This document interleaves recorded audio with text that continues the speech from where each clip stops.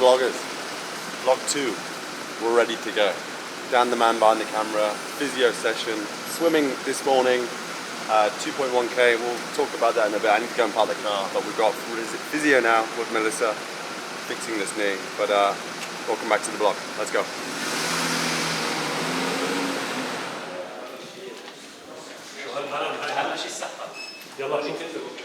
So we're seeing Melissa once a week at the moment, and we're seeing Michelle twice a week. We're seeing Dan's actually seeing Michelle now as well, which is brutal, the same. But so that's helped more than anything else. The work with Michelle is enabling me to get back running so much quicker. I think that's the biggest thing. So basically, muscles have been so overused, and coming into the running straight away, everything's hanging on for dear life. So the whole work with Michelle and masseuse is just freeing up everything. And that's having a massive difference on my knees, which are the big issues, so I can actually get them trained down how I need it to be. So positive stuff. It's a big investment. It's a big team, big investment, but it's needed. And it makes such a difference as well. So positive stuff. I thought out of all of the ones before coming into this, the running was going to be the one that I really struggled with. Not designed for. I used to do a lot of running when I was a kid, like cross country at school, but then as I got bigger, as I got stronger, the GB days, like running just became non-existent. But I'm actually enjoying getting back into that process now. But you were just saying like how the week's been, and it's just a blur. Like I just don't even know what day it is right now. Dan's just reminding me it's Friday morning. Yeah, no, it's just tunneled in, locked in, and just making sure I don't slip the business side of things. Like today, we've got a session this morning, just done this now, and then I'll go back and I'll just work another sort of 9-10 hours in the business side of things. So it just is relentless. But I'm very, very lucky. I've got a good team around me, supporting me, making sure I'm still hitting those boxes on the nose every day, which is so, so important that nothing gets compromised, especially in work, what we're doing.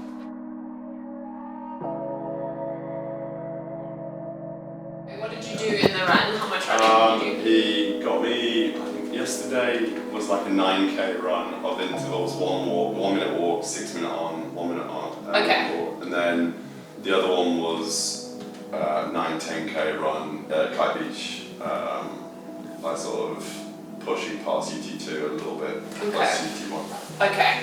Alright, but yeah, I think it needs to stay like that for a while, so I'll mention it to G as well. Just the fact that it's responding well, that's great, but it doesn't mean that we should then try and ramp that up too quick. Because I think I said to you, the goal is always finding that tissue, that tolerance level. So it sounds like this is fine. Tissue's tolerating that quite well, so that's fantastic. But if we kind of keep pushing that boundary, we're going to have an issue. So the goal will be just increasing your tolerance level so that you don't have any issues. And just have a quick look now that you're running pain-free. Yeah. And you haven't. So have you felt zero pain running at all? There was, after one of our sessions, just a little bit pain just down tibialis and anterior. Just one leg? A little bit, yeah. Okay. And then there was a little bit of pain in the left heel when I woke up one morning, but haven't had any pain since. Okay. A little bit in here yesterday, but then it's not massively noticeable. I can still run. Yeah. Okay. But that's important to note that those are just adaptations to running, so you will probably have a few niggles that don't, but as long as they disappear fairly quickly, that's fine, and they don't keep appearing. Like if you're waking up every day feeling the same thing, that's not ideal. Okay. But if you kind of have, my calf's a bit stiff today, but then I don't feel it again, that's fine. Because obviously sometimes things warm up with movement, but if they're constantly there, that means that something's not right when we aren't. Anyone watching, like Melissa's very, very experienced at triathlon and running. Is it running your biggest feat? Yeah, I'd say running more specific, yeah. And that's why, like, when we're looking for a physio, like, Melissa's the perfect person as opposed to just a normal physio that doesn't understand triathlon. That's why it was a no-brainer to do this. Learning a lot. Melissa was competing last weekend. You did very well, didn't you? Smashed it. I did, yes. In the right place. Yeah. What time did you book? 4:30. Wow. Yeah. You won the whole thing? Yeah. Fucking hell. Very unexpectedly, I didn't know I was winning till I finished. Oh, wow. Incredible. I didn't realise that's incredible. Yeah, it's very Nice, cool. man. Yeah, I was very stoked.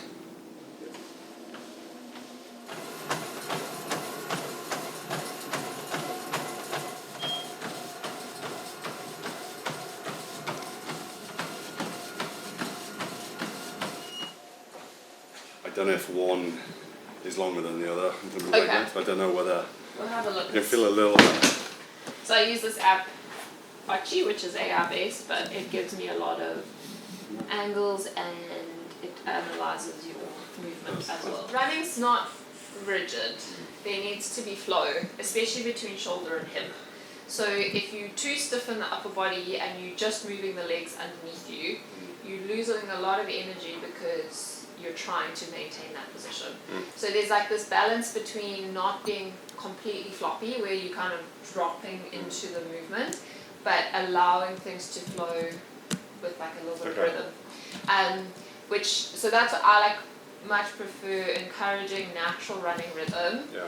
And just supporting your movement versus saying to you, okay, we're going to do this. Right. So with the chest and the upper body, because a lot of people do close off the chest, and obviously that impacts breathing, then the kind of cue I will give is just think of like a string here pulling you forward. So you're not upright and you're not leaning back or leaning forward. It's just the chest is open. Okay, interesting. That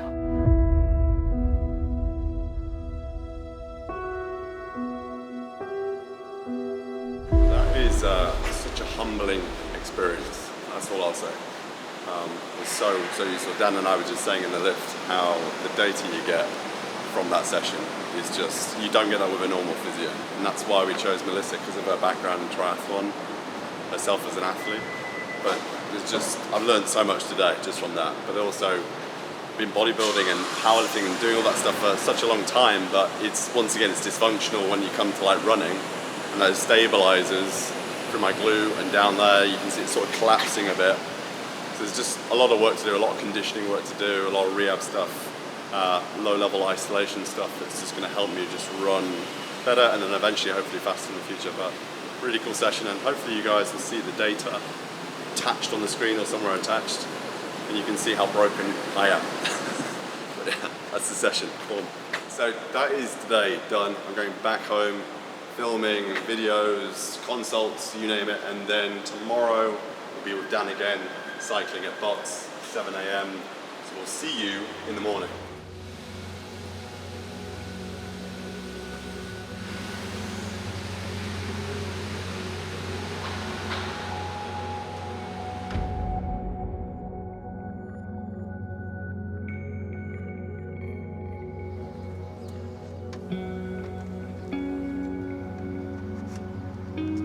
Right, it is nearly 7 a.m.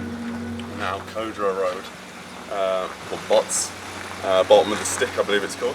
First ride out here, 3-hour bike ride ahead of us. We're meeting at that flag there in about 5 minutes, so we're going to get ready. But if you haven't seen yet, this is the spaceship in front of us here. But yeah, just getting organised now, getting ready, getting after it. Early start, it's very, very foggy today as well, so we've got 150 grams of carbs in here, 50 grams an hour we're going to push for just today, and then we've got about 2 grams of salts in there, just to make sure I don't get cramping and everything else as I'm riding for the next 3 hours. So that is the plan. Let's go. Here's all the fun wheel.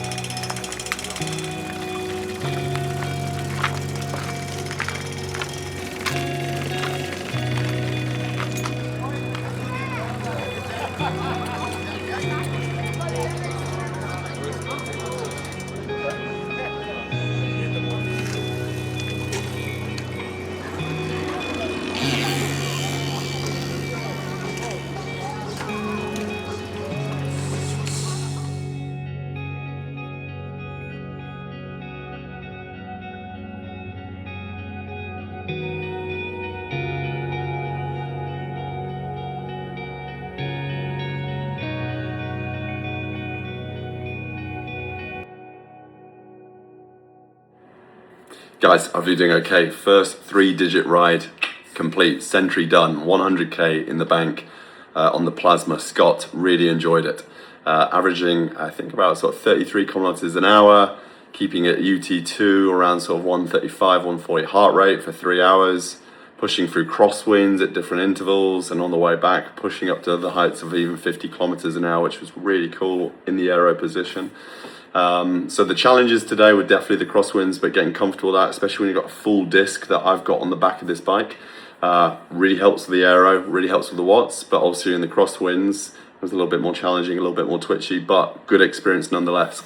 But being out the pack, being in there, Al Qudra, doing that massive stretch, 100k in the bank, fantastic. So that is 10k more than the half Ironman distance. And obviously we're going for the full Ironman, which is 180k. So that was good. And it was really good sort of feeling, you know, what nutrition I need to get on and what intervals and how much I need to take and when I need to take it, especially for my size.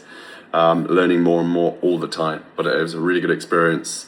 Tough ride, 100k in the bank. Let's go. So guys, that's the vlog, by the way. Hopefully you enjoyed this one. A little bit of insight, a little bit different. Rehab cycling this one, and we'll keep bringing you on for the ride. If you like this video, give me a like, give me a thumbs up, give me a comment below what ultimately you're liking from this journey. Are you working on anything yourself? Any events that you're pushing towards this year as well? Ironman California,